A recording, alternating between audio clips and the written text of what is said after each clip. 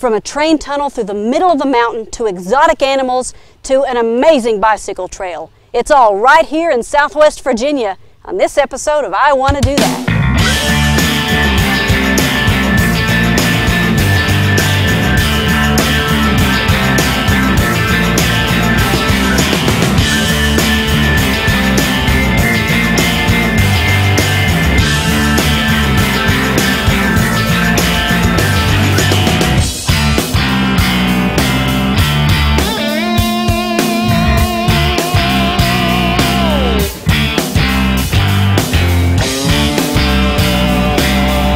Most of us have driven US 23 south of Pikeville, Pike County, actually south of Kentucky when you get into Virginia. And when you get into the community of Duffield, you can't miss the sign that says Natural Tunnel State Park. Most of us, me included, have never even stopped, but we did today. We're here with Park Manager Robert Chapman. Thank you so much for talking to us today. Thanks for coming by. It's good to have y'all. And I know there's a whole lot more here than just a natural tunnel. You've got a lot of things. Give us a little, in a nutshell, what you have here. Well, Natural Tunnel, of course, has been bringing visitors to the southwestern part of Virginia for hundreds of years. And here at Natural Tunnel, of course, that's the focal point, the Natural Tunnel. We've also got the chairlift, hiking trails, a swimming pool, cabins, camping, just to name a few. Now, the Natural Tunnel isn't, like, we have a natural bridge state park in Kentucky. Now, we're in Virginia. This Natural Tunnel, trains come through it still, right? It's a working tunnel. It is. Norfolk Southern does have a right-of-way. This was the path of least resistance when the railroad came through and laid the tracks to the coal fields of southwest Virginia, Kentucky. All right, so where are we going to start on our tour today? First place probably would be the Natural Tunnel. All right, well, let's go. All right, sounds good.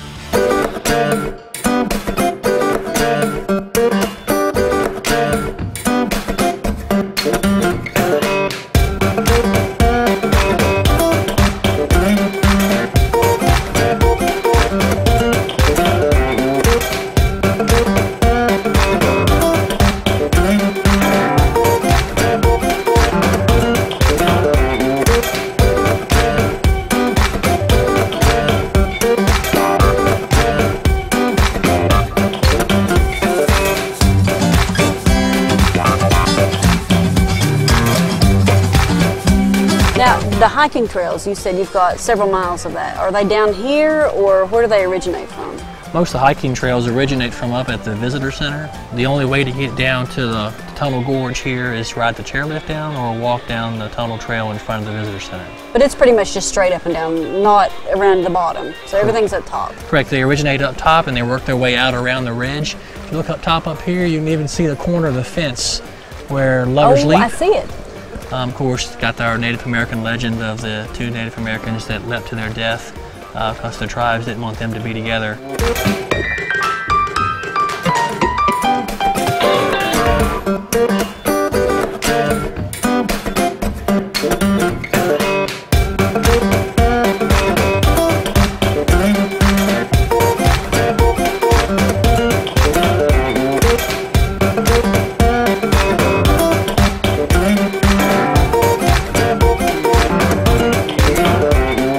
Robert, when we were talking just a minute ago about how the creek came through here, you're talking about a fault line.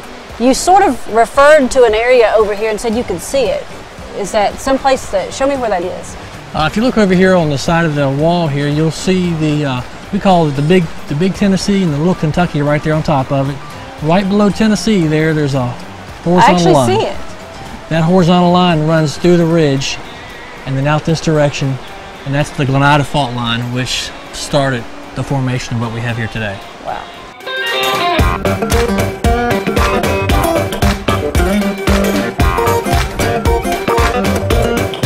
The tunnel itself was amazing to see, but there is a lot more to Natural Tunnel State Park.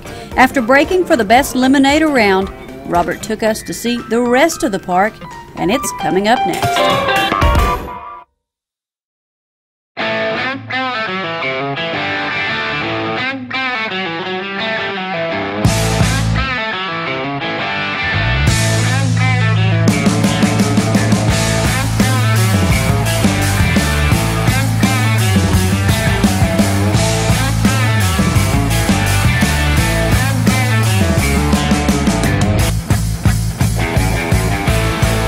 raspberries.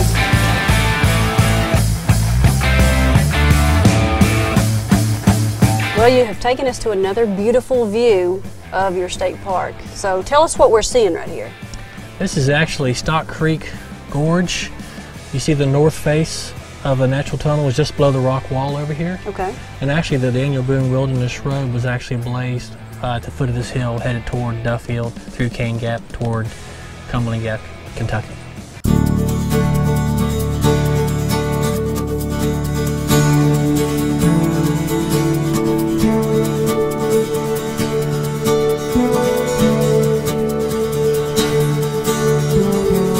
We have now found the Anderson Blockhouse, which is almost my new favorite place. And we've found Joan Short, who you are here. I guess you volunteer here at the state park to tell a story. I do. I am an interpreter, historical interpreter. So the Anderson Blockhouse, it sits up on a little knoll here in the state park, and you can't help but look up there and say, "What is that?" So I'm going to tell you. I'm going to ask you, where are we? A blockhouse is a fortress that was fairly common on the frontier, and we're talking about pre-revolutionary times. A blockhouse is basically, if you went to any fort, like the buildings that you would expect to find in the corners of the fort that the palisades would run to. Like a safe house. It is sort of. Absolutely a safe house, and it's different in that there's no chinking between the logs, so that if they were under attack, no one could punch the chinking out and fire between the logs. Rather than windows, we have small gun ports that people could shoot from and then move away from safely. Even a small cannonball probably would not penetrate the walls of this blockhouse.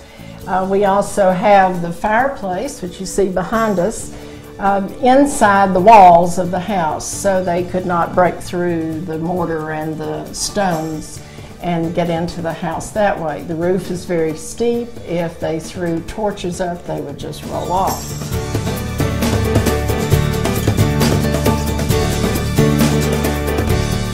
You would expect locations and scenes like this when we say that we're spending the day in Southwest Virginia. But you would never expect to see what's coming up next. Lions, tigers, and bears, oh my!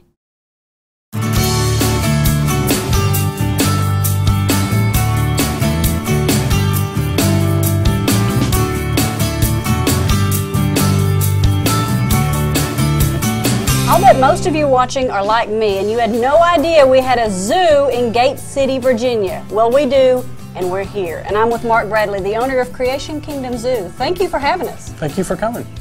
You know, we heard about this by word of mouth, and I started looking into it, and I'm really excited. I was really looking forward to this trip. You've got a lot of animals up here. We do. We keep species from almost every continent. A good variety, one of the largest collections of endangered species on the East Coast. All right, I'm going to go ahead and ask you, what's some of the most popular animals that people walk away saying wow about? People always want to see tigers. We have Okay. white tigers as well as orange tigers here. And I got to tell you, monkeys and lemurs are always a favorite. They always put on a good show for visitors, so they love to see the different species of monkeys and lemurs. And how many different species of monkeys do you have? There's 19 different species of primates here right now. There's 9 more species being added over the next couple of years. Now can we have a little tour? We certainly can. All right, let's let's go.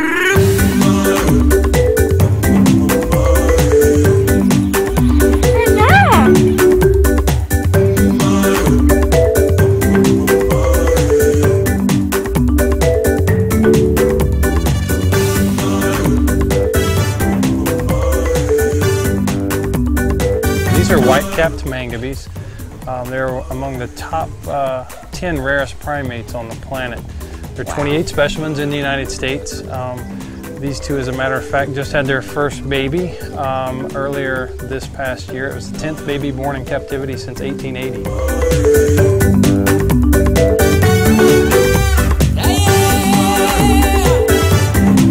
These are red-ruffed lemurs. They're the largest of the lemur species. They actually had twins born this year. For the last 4 years, our female has had twins born every year with the exception of 1 year. But they are rare to be born in captivity. There's only about 300 in captivity worldwide.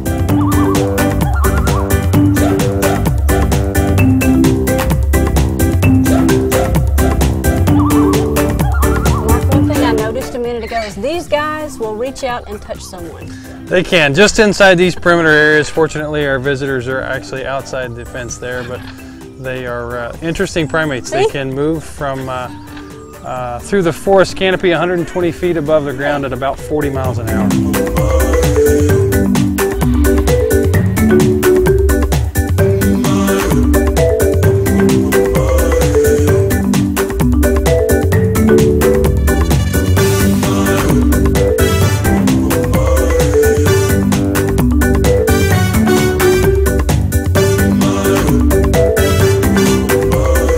These are Bengal tigers. There is a white tiger here, which is Bella. The orange tiger in the background is Apollo. Some folks will ask sometimes why their enclosure is smaller than maybe some of the other animals in the zoo per body size, but tigers sleep 16 to 18 hours a day. They are usually belly up this time of day. They're more active early in the morning, late at night.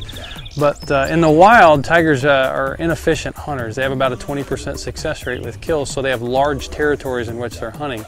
But studies show if a tiger gets plenty of food, feels safe in its environment, it'll stay in a relatively small area simply because it's got its belly full and it can sleep, much like folks' house cat.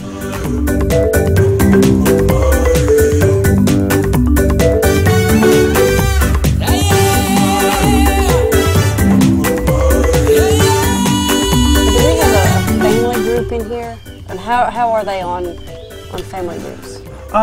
They're real social. You know, they don't want to be kept alone. They do hang out in groups of up to 30 at a time. In here we have mom, dad, and an unrelated male. And a baby. And a baby. Yeah, we're not sure the sex of the baby just yet.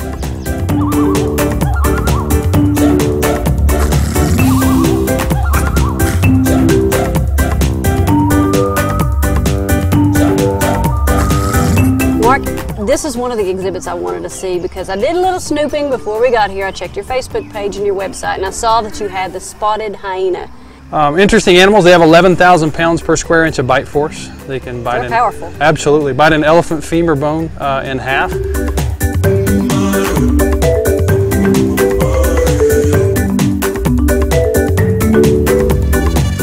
You can tell by looking at this that it's a bear, but I know just by looking at it, it's not a black bear. What do we have here? These are sloth bears. They are unique amongst bear species. They have a little bit longer snout. They're also missing their upper front incisors because they're termite eaters. So they roll their tongues through that gap in their teeth and they suck termites out of the ground. I'll show you here. If you want to stick one of those treats there, yes, inside the end of this tube, just stick it right at the end. Perfect. You can see them suck those right out.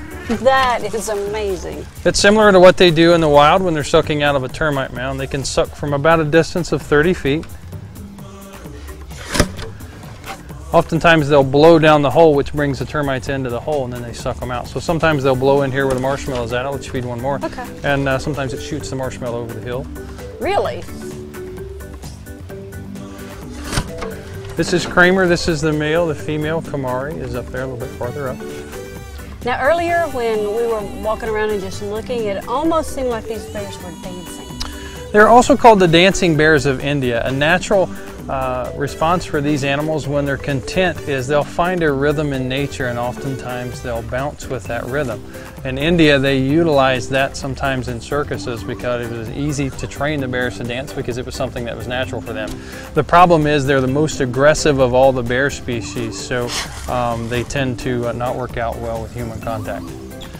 Now I know you've been looking for something to hold, and so I've got a special treat for you here in just a minute. I've got a little something just for you that I'm going to let you hold.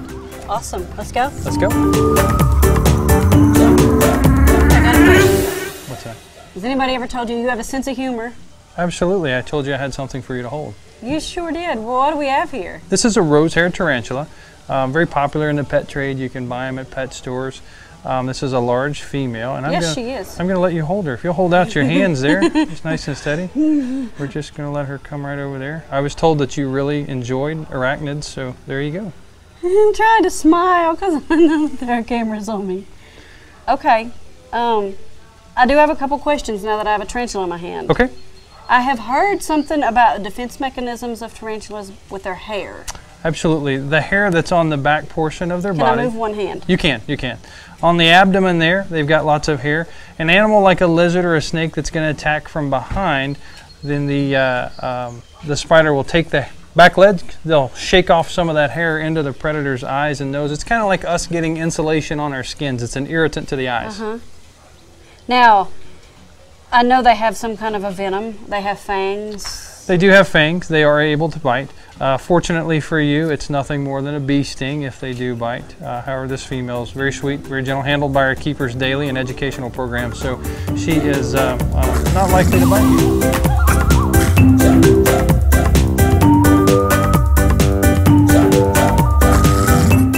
Coming up next, Cindy Mae Johnson catches up with us, and it's all downhill from there.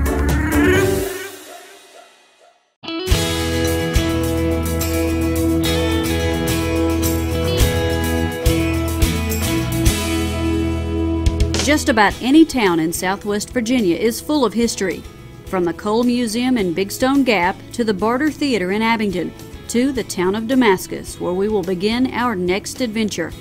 In Damascus, you can find interesting restaurants, an artisan center full of local works ranging from paintings to sculptures, and even a brewery with local brews on tap.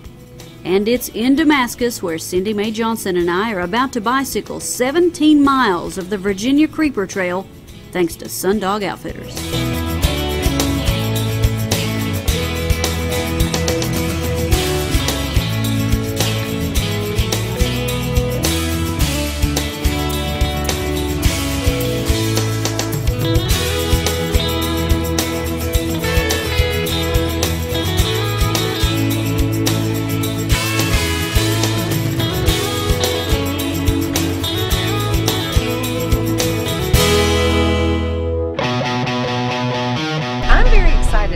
I've never done a trail ride on a bike. I've ridden a bike on downtown streets. That's about it. I know, this one's through the mountains. Actually, Wolf, how long is the trail ride we're going to be on today? 17 miles. And I have heard a rumor that it's mostly downhill. Sure is. We'll drop you off at 3,500 feet and you'll bike down to 1,900 feet. So we'll be coasting a lot. A lot, especially the first 3 miles. Okay, I like the sound of that. Really steep.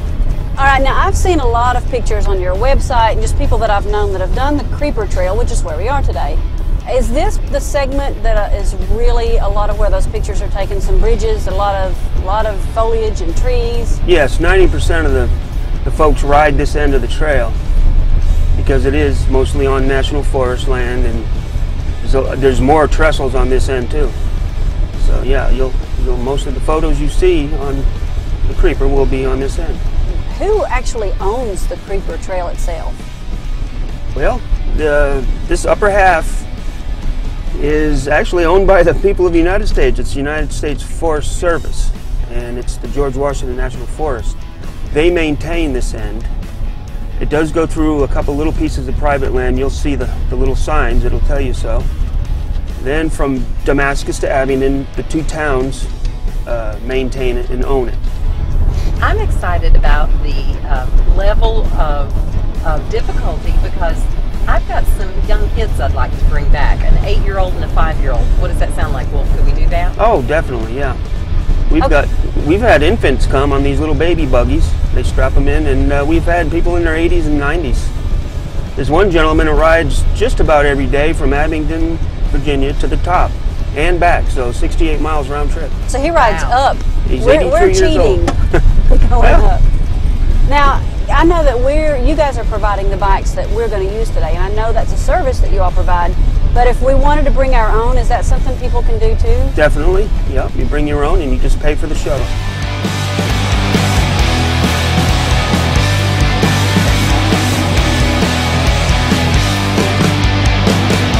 All right, here we are, the beginning of the Creeper Trail, and Cindy, I'm excited. I am too. They call it a creeper trail, but I'm not planning to creep, are you? No, and it's so good because these first 17 miles that we're doing today are all downhill. I like it.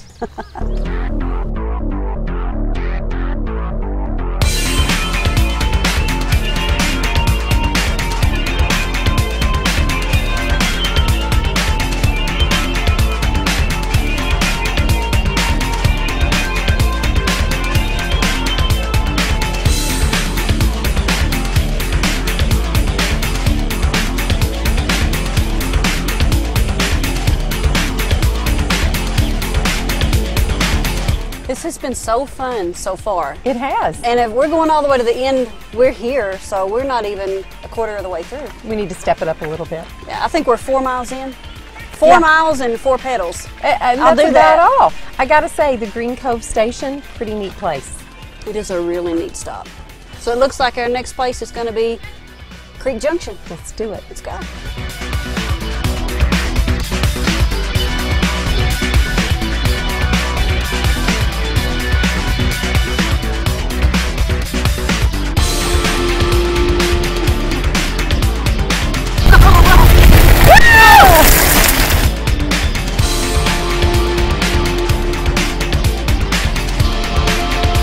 Wow, here it is, Sundog Outfitters. What a day. This has been fantastic. You know, I expected a good day. Yeah. I didn't expect the scenery to be as beautiful as it No, was. truly breathtaking. The only downside, we could have stayed longer. We could have, and think about it. We only did 17 miles, it's 34. So we could absolutely do more. Let's go find Wolf and tell him what a great day we've had. Sounds like a plan.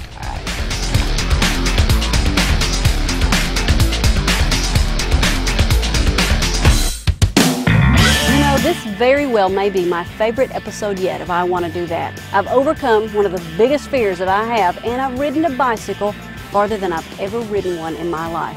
If there's anything we've done on this episode or any of the episodes of I Want to Do That and you think you want to do that too, go to our website, ekbtv.com. All you got to do is click on the I Want to Do That logo and you'll find behind the scenes footage and information from all the people we've worked with. We'll see you next time on I Want to Do That.